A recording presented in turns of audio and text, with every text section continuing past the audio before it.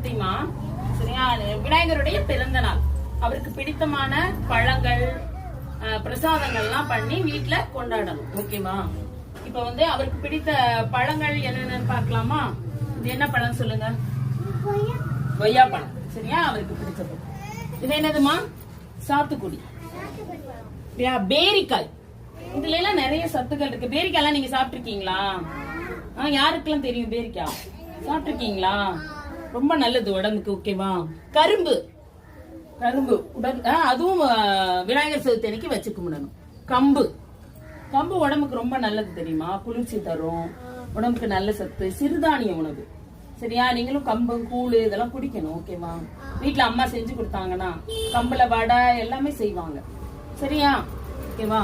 வாழைப்பழம், வெத்தலை பாக்கு. இது என்ன சொல்லுங்க? கலாக்காய். புளிப்பா இருக்கும், ஆனா நல்லா இருக்கும்.